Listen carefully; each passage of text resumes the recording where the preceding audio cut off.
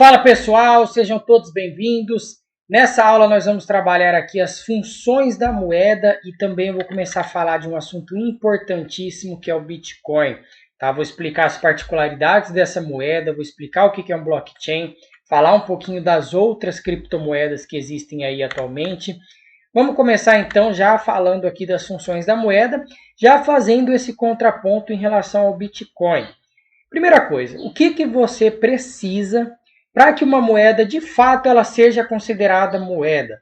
Você precisa que aquele meio de troca que você está utilizando ele tenha três funções basicamente. Ele seja esse meio de troca, ele seja considerado uma unidade de conta e ele seja também uma reserva de valor. O que significa ser um meio de troca? Significa que eu posso pegar ali os meus reais, né? Minha nota de 10 reais, 20 reais, 100.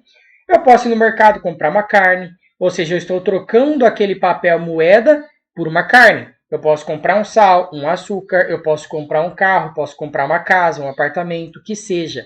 Eu consigo utilizar essa moeda como meio de troca. Ela tem aceitação universal. Se você olhar para a economia antigamente, como que funcionava a economia? A economia ela funcionava na base de escambo. Então você simplesmente tinha que ter aquela questão da dupla coincidência de desejos. E essa dupla coincidência de desejos é o quê? Eu estou precisando de sal. Será que alguém está precisando de carne? Porque eu tenho carne em excesso. Aí você teria que ir lá encontrar alguém que estava precisando da carne para você realizar essa troca. E aquela pessoa ela deveria ter o sal, porque você estava querendo o sal. Então ficava muito difícil, muito oneroso, muito custoso você fazer isso. Existem bens que são perecíveis, bens que eles vencem rapidamente. Então, como que você vai fazer essa troca? E aí, com o tempo, foram surgindo vários meios de trocas, Cobre, prata, depois veio o ouro, que durou muito tempo, O padrão ouro ele ficou para a gente aí até 1944, antes da conferência de Bretton Woods, E quando teve a conferência de Bretton Woods, começou a surgir o padrão dólar, então as moedas elas passaram a ser lastreadas em dólar, e durou até 1971 esse padrão dólar. Aí depois também acabou com esse lastro, e aí a moeda ela passou a ser o quê? Ela passou a ser uma moeda fiduciária. E a nossa moeda hoje em dia ela é uma moeda fiduciária. O que significa ser uma moeda fiduciária, pessoal? Significa que ela é lastreada, e quando eu estou querendo falar lastro, eu estou querendo falar garantida na confiança que o emissor nos dá. Quem que é o emissor de moeda aqui no Brasil? Quem que emite o real aqui no Brasil? É o governo. De maneira geral, o governo, a gente pode pensar, eu sei que é o Banco Central que faz emissão de papel moeda, tá? Mas vamos pensar o governo de maneira geral. Então, qual que é a confiança que nós temos? A confiança que nós temos é que existe aí o governo por trás, existe o Banco Central por trás, todo mundo aceita essa moeda, todo mundo aceita esse real, então nós utilizamos ele. Mas se eu pegar o meu real e chegar lá no Banco Central e falar Banco Central, tem como você trocar esse real aí por ouro? Não existe, Porque hoje em dia não existe mais lastro nenhum. Beleza? Então, hoje em dia, a nossa moeda ela é somente fiduciária. Realiza o meio de troca. E quando eu falo unidade de conta, eu estou querendo dizer o seguinte: eu pego esse real e eu consigo expressar todas as mercadorias da economia em unidades monetárias daquela moeda. Então, se eu for numa loja de varejo e eu quiser comprar uma geladeira, eu consigo comprar a geladeira expressa em reais. Eu chego lá, tá lá, R$2.000, R$1.800. Eu quero um micro-ondas, chega lá, R$500. Está expressando o valor da mercadoria naquela moeda real, ok? Então isso é unidade de conta, é você ter uma referência das mercadorias. Então todo lugar do Brasil que eu for com real, eu vou utilizar o real e todo mundo vai aceitar. Beleza. E aí a terceira função, para ser considerado de fato uma moeda, é reserva de valor. É o fato de eu pegar esse meu dinheiro e eu conseguir manter esse dinheiro em uma questão atemporal, Ou seja, temporal, no tempo, durante o tempo. Eu posso decidir entre consumir hoje ou consumir daqui uma semana, daqui um ano, tanto faz. Eu consigo manter o valor dessa moeda, eu consigo manter o valor desse dinheiro. Esse dinheiro ele vai continuar valendo, Eu não vou ter uma moeda hoje aqui que eu sei que daqui um ano não vai valer nada, entendeu? Ela não teria essa questão da reserva de valor. Então essa daí é uma função que a moeda também precisa exercer. William, mas a moeda ela vai perdendo valor conforme vai passando o tempo, né? Por conta da inflação, tá? Eu já ouvi falar sobre isso. Sim, concordo. Conforme vai passando o tempo, e aí nós temos uma economia que ela tem uma inflação ali mensal, geralmente positiva, né? Um mês ou outro que dá uma deflação, isso aí vai corroendo o valor da moeda. Você vai perdendo o poder de compra. Só que a inflação ela ainda é um valor não muito elevado. Se fosse uma hiperinflação, igual a Venezuela vive lá, igual a Argentina está com a inflação lá mais de 50% ao ano, isso daí começa aos poucos tirar a função de reserva de valor de uma moeda. Porque daí se você guarda R$100, digamos, hoje, e aí a inflação é de 1000% ao ano, no final do ano você não compra porcaria nenhuma com seus R$100. Ou seja, ela não serviu como reserva de valor. Né? Tanto por conta disso, por conta de economias hiperinflacionárias, muitos países não, né? Teve o país mais recente que está utilizando o Bitcoin lá como moeda, é El Salvador. Existe um outro país, eu esqueci o nome dele agora, mas o El Salvador foi um país que anunciou que vai utilizar o Bitcoin como moeda. Por quê? Porque é uma economia que está com inflação, a moeda dele está perdendo poder de compra, e aí você usa uma moeda que também não tem lastro em nada, o Bitcoin não tem lastro em ouro, não tem lastro também em nada, e ela é uma moeda que ela tem a característica, né, pelo menos os criadores da moeda, eles dizem isso pra gente, que ela é uma moeda não inflacionária, justamente porque existe um limite de emissão de Bitcoin, que o limite é de 21 milhões de bitcoins, que vai ser atingido na expectativa em 2140, lá no ano 2140. Mas em 2025 nós já vamos ter em torno de 20 milhões de bitcoins. Esses 1 milhão aí vai demorar todo esse século para ser emitido. Então esse país já começou a trocar a moeda nacional dele e colocou lá como Bitcoin para servir como reserva de valor aí para essas pessoas, né? Só que o Bitcoin ele só serve como reserva de valor se você de fato compra ele para você manter em carteira. Se você compra ele para você vender, você está fazendo especulação, você não está fazendo reserva de valor. Mas eu vou explicar isso aí para vocês com calma depois. Beleza. Então, exerceu essas três funções segundo a teoria econômica, você consegue ser considerado uma moeda. O Bitcoin hoje, dentro do Brasil, falando dentro do Brasil, ele é considerado uma moeda? William, ele é uma criptomoeda, não sei o quê. Ele expressa, as mercadorias aqui do Brasil são expressas em Bitcoin? Não. Se eu chegar no shopping, eu vou comprar uma roupa em Bitcoin. Pode até ter uma loja ou outra que aceita, isso daí a gente já consegue ver. Mas não é aceitação geral. Então você não pode dizer que o Bitcoin ele desempenha hoje em dia no Brasil a função de ser uma moeda 100% uma moeda aceita aqui, tá? Ele não tem essa função ainda de ser meio de troca 100% completo, não tem a função de unidade de conta 100% completo e também não tem a função de reserva de valor 100% completo, tá? Em outros países em que a aceitação dele já virou geral, aí beleza, ele já está exercendo essas três funções. Então isso você tem que estar bem claro na sua cabeça. Aqui no nosso ele ainda não exerce, mas pode ser que em outro ele já exerça. Perfeito? Beleza. E aí nós entramos aqui para trabalhar já o tópico 9, falar das primeiras experiências de uma moeda digital e como que surgiu o Bitcoin de fato. Então as primeiras experiências aqui de uma moeda digital surgiram no final da década de 80. Nós tivemos aqui o eCash, foi a primeira tentativa de criar um dinheiro digital e foi criado por esse criptógrafo americano David Chaum. O que significa cripto, né, pessoal? Que aí fala moeda criptográfica. Criptografia é uma tecnologia que o próprio WhatsApp utiliza, vocês já devem ter ouvido falar isso, né? Criptografia de ponta a ponta significa que você tem privacidade nos seus dados. Depois eu vou mostrar para vocês como que funciona, né, essa questão da criptografia, como que ela aparece lá para vocês, tá? Então você altera um único dado ali, a criptografia ela muda completamente, então você tem privacidade. O Bitcoin ele é uma moeda criptográfica e ele traz essa privacidade para o usuário, né? E aí é conhecido como aqui o projeto que deu as bases para o DigiCash, que é esse segundo, que foi lançado em 89. É um sistema ainda centralizado. Quando é um sistema centralizado, significa que existem vários nós aqui das redes, só que todos eles são ligados a um servidor central. Então, se um hacker quiser vir e atacar esse servidor central, ele acaba desconectando todos os outros links aqui que existem ao redor dessa rede centralizada. Ele consegue fazer isso. O Bitcoin, hoje em dia, ele usa uma tecnologia descentralizada e distribuída. Então, não existe um único servidor. Todo mundo que está ali na rede Bitcoin é considerado um servidor. Então, já é um pouco diferente, é mais seguro ainda. Então, usou um sistema de chaves criptografadas com algumas semelhanças ao Bitcoin hoje. Aí tem o Hashcash, que eu vou mostrar também essa questão do hash aqui para vocês no site. Eu quero mostrar tanto na teoria quanto na prática para você entender, porque isso daqui eu sei que é complexo, é difícil mesmo. Em 1997, foi inicialmente concebido como uma forma de limitar o recebimento de spam, forçando o remetente a resolver um enigma computacional.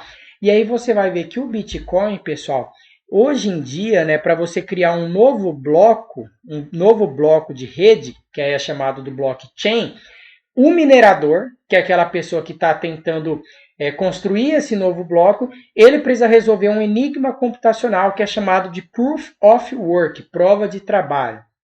E aí, quando ele realiza esse Proof of Work, isso aí despende muita energia e muito tempo, você tem que ter um hardware e um software específico para você minerar o Bitcoin, ele consegue criar um novo bloco, e os blocos do Bitcoin eles são sempre colocados em sequência, Então, esse bloco aqui vai fazer referência ao bloco antigo. E aí ele consegue ganhar, esse minerador que descobriu esse enigma computacional, ele vai ganhar uma determinada quantidade de bitcoins. Antigamente era 50 bitcoins, só que esse valor vai diminuindo, vai dividindo aqui a cada 4 anos. Aí depois passou para 25 bitcoins, aí depois divide de novo para 12,5, assim por diante. Ele vai dividindo a cada 4 anos até a quantidade de bitcoin que esse minerador ganha diminua o máximo possível. Só que se isso está acontecendo, o tempo está nos dizendo que o preço do Bitcoin está aumentando. Então a recompensa dele continua valendo a pena para ele fazer essa prova de trabalho. Então, assim, existem aí no mundo afora, lá na China, por exemplo, um exemplo, empresas que são dedicadas somente à mineração de Bitcoin. Então você digitar aí no Google mineração de Bitcoin, você vai ver que são vários e vários computadores ligados 24 horas por dia, gastando uma energia do caramba para resolver esse enigma, para ganhar o Bitcoin. Hoje, no momento que eu gravo essa aula, o preço do Bitcoin em reais ele é em torno de 260 mil reais. 260. Claro, não está arredondado, pessoal. Eu estou arredondando. Beleza? Em torno de 260 mil. Imagina, você ganhar 12 bitcoins e meio. Já não deve ser tudo isso aí hoje em dia. Deve ser um pouco menos. Você ganhar, sei lá, 6 bitcoins, 5 bitcoins, porque você está fazendo a mineração. Porra, é um dinheiro do caramba, Claro que você vai dividir com sua equipe. Ok. Aí teve aqui o B-Money de 1998. Explorava uma forma de criar uma moeda anônima dentro de um sistema distribuído no qual o dinheiro era criado pela resolução de enigmas similares ao proposto pelo Hashcash. A BitGold de 98 desenhou um algoritmo baseado também aqui na Proof of Work e criou o modelo de consenso existente na blockchain do Bitcoin. Então você vê que as coisas foram aprimorando. O Bitcoin não surgiu assim do nada, Ele foi pegando esses trabalhos anteriores. Esse sistema de consenso existente na blockchain é o seguinte: se eu quero transferir o meu dinheiro de um usuário para outro usuário, essa transação todo mundo vai conseguir ver, todo mundo da rede consegue ver essa transação, porque isso aí vai constar lá no livro, no livro razão, que seria a própria blockchain.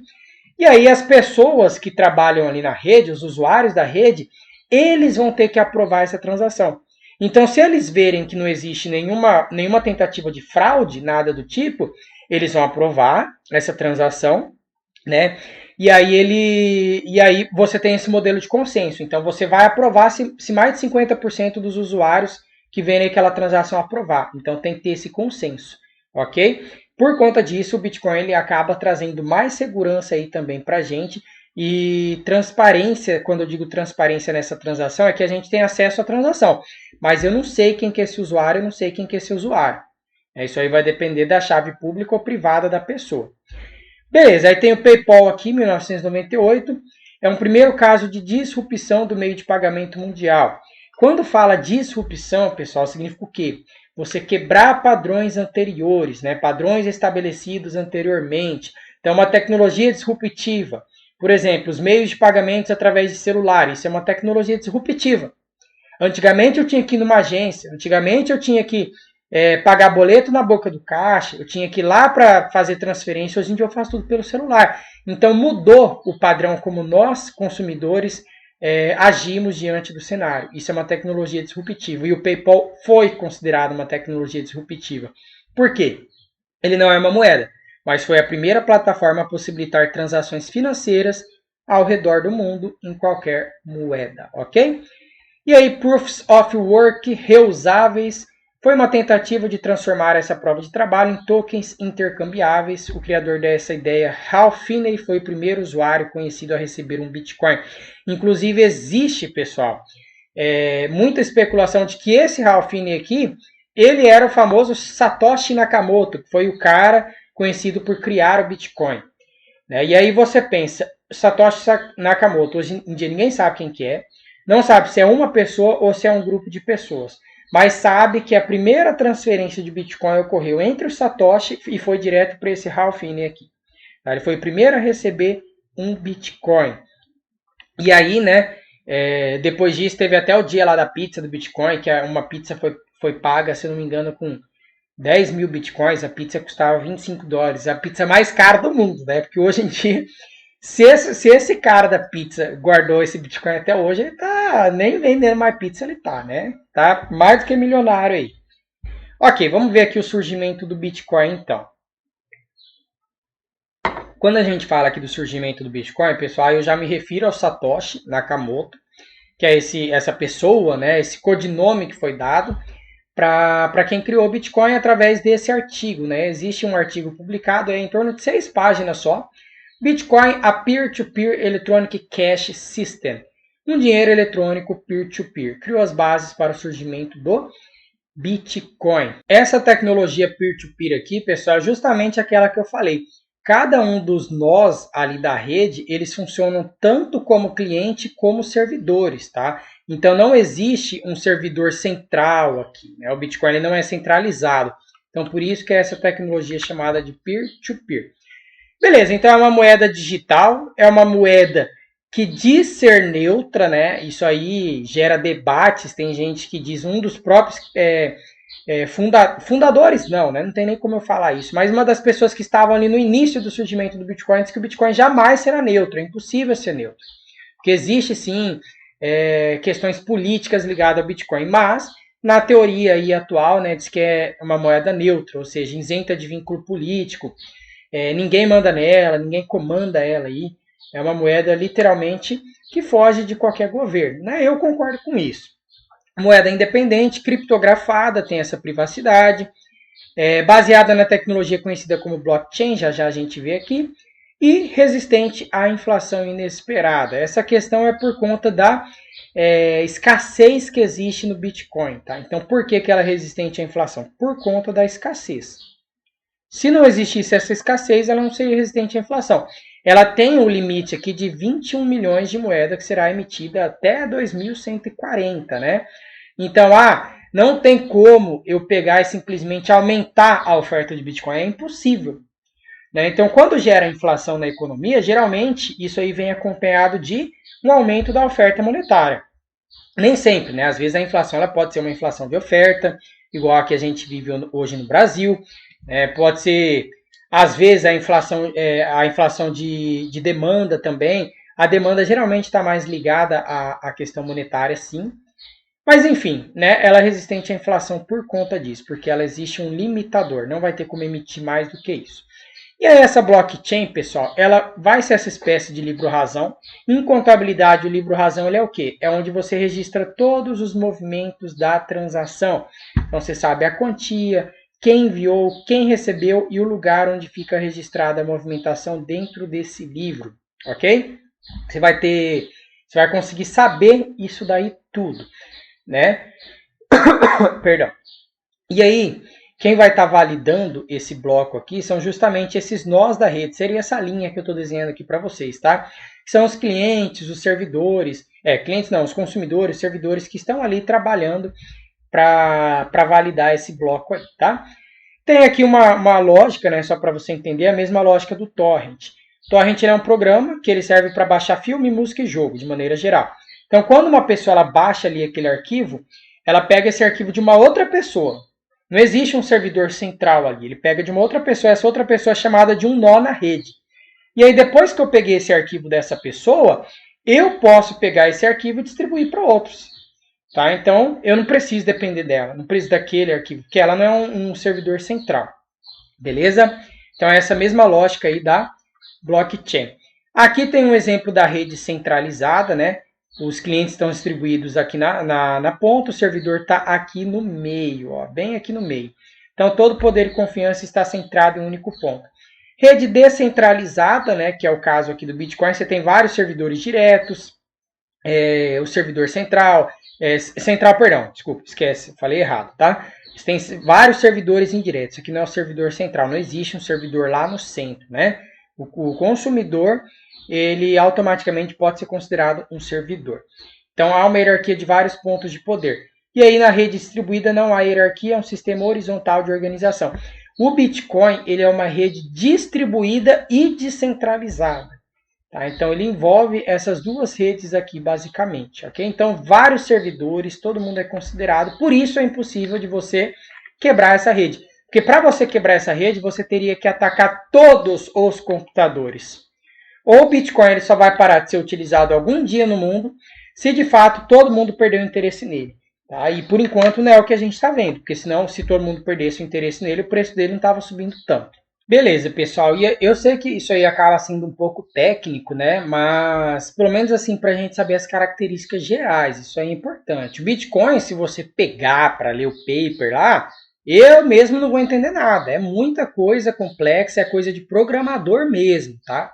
Então, por isso, a gente não entra tanto em detalhes assim. A gente passa uma coisa mais geral para entender como que funciona. E aí, para que serve a blockchain? Né? O principal objetivo dela é retirar os intermediários da transação. Então, para eu fazer uma transação, geralmente eu tenho que fazer o quê? Estou eu aqui querendo fazer uma transferência, aqui é um banco. Tá? Isso daqui é um banco. Eu preciso enviar uma ordem para o banco e o banco ele vai fazer o repasse para essa outra pessoa. Né? Então, existe essa questão desse intermediário. Quando eu uso a tecnologia do blockchain, tira esse intermediário, não existe, eu transfiro direto para a pessoa. Tá? Não existe mais nenhum banco aqui. Então você tem a primeira grande vantagem que você tem é zero taxa, você não vai pagar taxa por isso. E eu posso pegar esse meu dinheiro e eu posso transferir para qualquer pessoa do mundo. Se eu quiser mandar para uma pessoa que está lá da Rússia, eu mando. Aí a pessoa pega o Bitcoin da Rússia, né? Se ela, como lá não usa Bitcoin ainda, né? Ou sei lá, se vai usar um dia, a pessoa vai lá, pega esse Bitcoin, saca em moeda nacional e vai utilizar o russo, a moeda russa lá dela e pronto. Entendeu? Ok. Ok, beleza. Então, para que serve? Para basicamente retirar esse intermediador aqui. E a blockchain não vale somente para dinheiro, transações financeiras ou monetárias, mas também para documentos variados, como contratos, dados médicos, registros pessoais. Essa tecnologia, pessoal, já está sendo utilizada pelos bancos, pelo Banco Central. O Pix é um exemplo que utiliza a tecnologia da blockchain. Tá? Então, é uma tecnologia que simplesmente vai revolucionar o mundo. Isso daí você pode anotar, pode escrever, vai revolucionar o mundo. Os bancos eles já têm pessoas contratadas única e exclusivamente para trabalhar com isso, para entender essa tecnologia e saber utilizar essa tecnologia. Porque daí, quando eu tenho blockchain, eu consigo armazenar todos os meus dados de segurança. E aí eu consigo criar um arquivo digital que é chamado de token, a partir de um determinado documento meu, e eu posso pegar esse token e enviar para qualquer pessoa que precisa de autenticar. Por exemplo, eu quero ir lá no cartório. Não preciso mais ir no cartório levar o meu documento. Porque quando eu mando o meu token para o cartório autenticar o meu documento, né, vamos supor que ele vai autenticar lá um reconhecimento de firma, o token ele não é uma cópia do meu documento, ele é o meu documento em si. Ele vai ser o meu documento em si, não é uma cópia. Então o cartório ele sabe que aquilo é seguro, ele sabe que aquilo é original, não é uma cópia do documento. Tá? E aí eu envio para ele. Então assim, essa relação de trabalho, igual a gente conhece hoje em dia, vai modificar. E todo mundo tem que estar preparado, gente. Mercado financeiro, quando eu falo que evolui assim de uma hora para outra, isso é verdade. E aí muita gente fica presa ao passado, não evolui, não vai atrás, não quer saber do novo, não quer utilizar o novo e fica para trás. Tá, fica para trás na hora de investir, fica para trás na hora de reduzir pagamento de taxas relacionadas a banco. Hoje em dia, você paga taxa se você quiser. Né? Paga taxa de cartão de crédito? Eu não pago taxa de cartão de crédito. Eu não pago taxa de manutenção de conta. E eu consigo transferir, consigo fazer tudo o que eu quiser. Não tem nada que me falte para eu ter que pagar uma taxa para o banco. Eu não pago nada. E tem gente que paga. Ah, eu pago por quê? Porque eu não sei também por quê. Tá? Ok. Aí aqui tem explicando o que é um token, né? Tokenização. Token é a representação digital de algo, pode ser a própria criptomoeda ou um documento. Tem sido um movimento importante dos bancos tradicionais que conseguem criar ativos globalmente negociáveis. E aí as principais características de uma blockchain, né, eu já até expliquei para vocês um pouco delas. Mais que 50% dos participantes precisam concordar e sincronizar a cadeia de blocos para as informações armazenadas sejam validadas. Praticamente impossível alterar a informação gravada, então impossível ter fraude. Cada novo bloco faz referência ao anterior e cada nova entrada de dados, último ela é verificada, eu vou mostrar isso para vocês depois. E utiliza a criptografia em todas as ligações, então assegura informações sigilosas possam ser armazenadas sem que nenhum ponto da rede tenha acesso ao conteúdo, que só se torna visível para quem possui a devida autorização. Seria eu, no caso, que estou fazendo, por exemplo, uma transação. Né? Como a informação é guardada?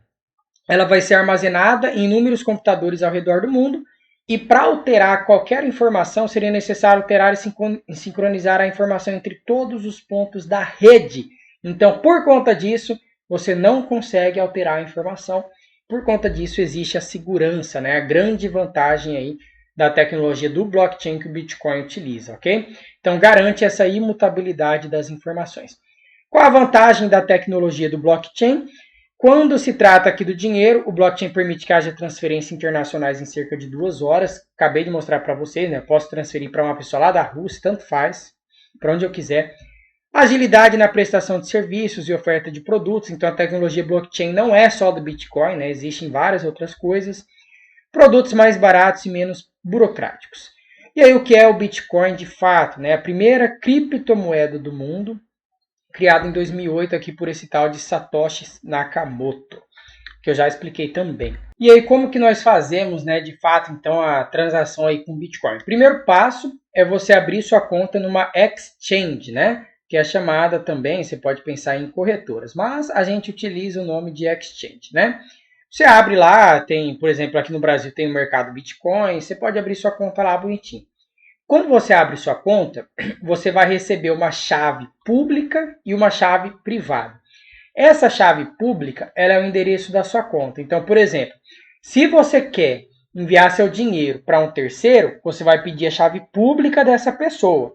Se você quiser receber dinheiro de terceiros, você vai enviar a chave pública para essa pessoa também. Tá? Então, por isso que é o nome chave pública. As pessoas podem ver esse endereço da sua conta para você fazer a transferência. Agora, quando você recebeu a transferência dessa pessoa, para você sacar esse Bitcoin, você tem que utilizar a chave privada. Tá? Então, a chave privada dá acesso à moeda. E essa chave privada, o nome diz, ela é só sua. Ela vai ser aqui uma sequência de 12 a 24 palavras que funcionam como um backup. Né? São várias e várias palavras lá. Se você perdeu esse código, sinto muito, você perdeu o Bitcoin. Ah, perdi minha chave privada. Isso aí já aconteceu, né? Teve um caso lá há muito tempo atrás, que o cara ele tinha lá vários Bitcoins no computador dele, estava salvo no HD, a chave privada estava no HD, e parece que ele jogou o computador fora, estava no lixo. E aí o Bitcoin disparou. Então ele tinha milhões e milhões lá no lixo. E aí ele nunca encontrou mais esse dinheiro. Ok? Beleza, aí as transações são validadas e adicionadas à blockchain através desse processo de mineração, que é o método pelo qual são criados novos bitcoins, né? Então a mineração ela existe para criar o Bitcoin. Hoje em dia nós temos 18.800.000 bitcoins, o limite é esse que eu falei de 21 milhões, e até 2025 a expectativa é que já tenha 20 milhões de bitcoins. E aí você resolve aquele enigma que eu também mostrei para vocês. O minerador tenta desvendar esse enigma, ele gasta muita energia, por aí vai. Um novo bloco é minerado a cada 10 minutos. É necessário um hardware em específico, que eu também tinha comentado. Cada bloco contém uma recompensa de 50 moedas nos primeiros 4 anos de operação do Bitcoin. Então foi até 2012. Na verdade, o Bitcoin ele começou no final de 2008, mas a primeira transação com ele ocorreu no início de 2009, né? Então, digamos, até 2013. Os primeiros 4 anos, recompensa de 50 moedas. Depois reduz pela metade, 25 moedas. E depois, a cada 4 anos, continua dividindo pela metade. E esse evento ele recebe o nome do halving, né? Vocês já devem ter ouvido falar. Ah, esse mês vai acontecer o halving no Bitcoin. Ou então esse ano vai acontecer o halving. Quer dizer que os mineradores eles passam a ter menos recompensas na hora que eles estão criando um novo bloco de Bitcoin. Mas não significa que isso seja ruim, né? Isso não é ruim. Ele continua tendo a vontade de fazer a mineração, porque o preço do Bitcoin ele continua subindo. Aí como se compra, né? Eu já falei aqui para vocês, vocês abrem a conta aqui numa exchange. E aí detalhe, pessoal, fiz a abertura da conta. Não vai deixar o seu Bitcoin sendo custodiado lá nessa exchange. Não deixa ele lá guardado lá. Porque isso daqui pode ser alvo de ataque de hacker. Uma coisa é o hacker não conseguir destruir a rede do Bitcoin. Isso ele não consegue. Agora, ele pode atacar uma corretora, uma exchange, e pegar o Bitcoin que está sendo custodiado lá. Ele consegue. Isso aí já aconteceu. E aí você perderia todo o seu Bitcoin que você tem lá dentro. Então, o que as pessoas costumam fazer? Na hora que elas têm o Bitcoin lá na carteira delas, né, ali na corretora, elas vão transferir esse Bitcoin dessa corretora, dessa exchange, para uma carteira, né, que é chamada de carteira, ou em inglês, wallet. Né? Isso daí pode ser um aplicativo de celular, você baixa ali o aplicativo de celular, e aí você, com isso, você consegue ver ali a sua carteira, ver sua chave privada, tudo bonitinho, para você nunca perder ela. Pode ser um pedaço de papel, simplesmente você anotar a sua chave privada e guardar em casa, né? Não é recomendado, e aí, porque aí você pode perder, né? E tem essa tal da Cold Wallet, né? Cold Wallet significa carteira fria, que é uma carteira offline. Exemplos são hardware, que são parecidos com um pendrive, das marcas Trezor, Ledger, que seria esse, tipo um pendrive mesmo, sem série ali. E aí você grava a sua Bitcoin fica guardada ali.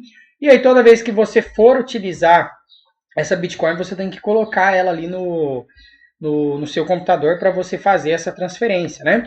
Isso daí é ideal para quem não está querendo utilizar ele como meio de compra, né? A pessoa está deixando só como guardar ali de reserva de valor lá para o futuro. E aí tem a Hot Wallet, né? Que seria a carteira online.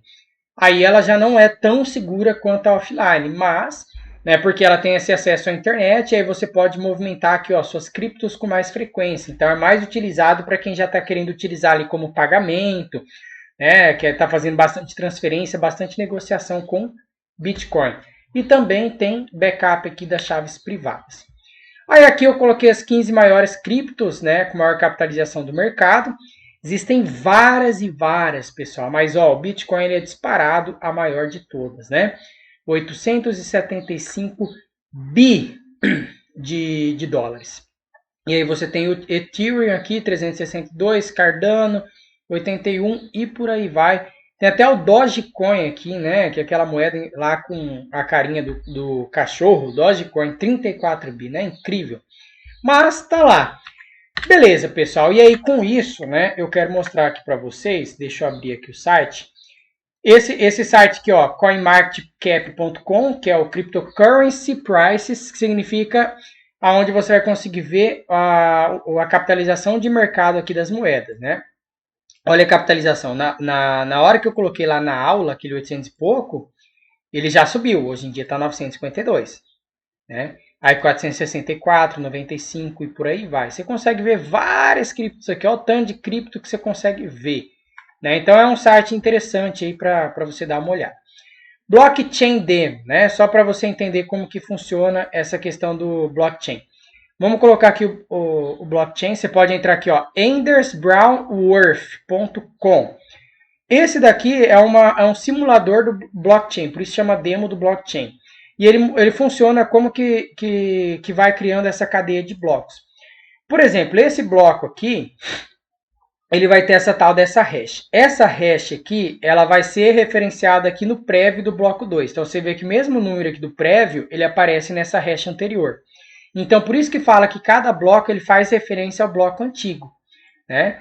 E assim, por aí vai, né? Aí se você vier aqui tentar alterar alguma coisa desse bloco, né? Digamos que eu venho aqui no bloco 3 eu quero alterar. Vou digitar aqui William.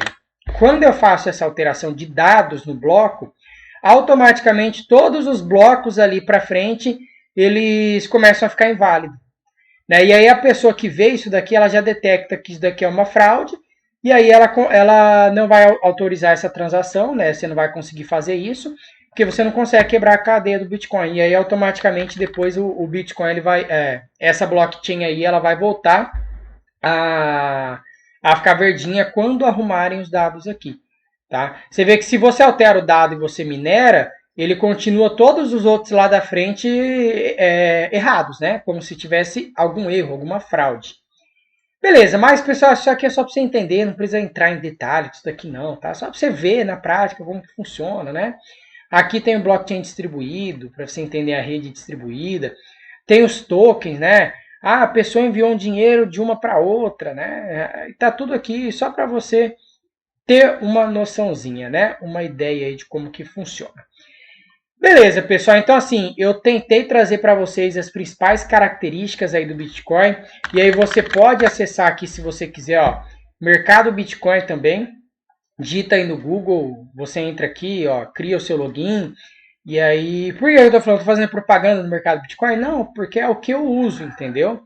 E eu acho bem bacana ele, tá? Bem simples mesmo de você ver aí a plataforma e conseguir entrar. E por enquanto não teve nenhum caso aí de rolo relacionado ao mercado Bitcoin, né? Porque já teve várias outras exchanges que tiveram rolos, né? Então beleza, pessoal, aí isso daqui é serviço, né? Trabalho de casa aí para vocês. Se você gostou do vídeo, se inscreve no canal, ativa o sininho. Isso, e deixa o seu like, isso é muito importante para mim, tá, pessoal? 40 minutos de muito conteúdo para vocês, então, por favor, deixe esse like aí, sem enrolação, só conteúdo mesmo, tá? Então, até o próximo vídeo. Tchau, tchau!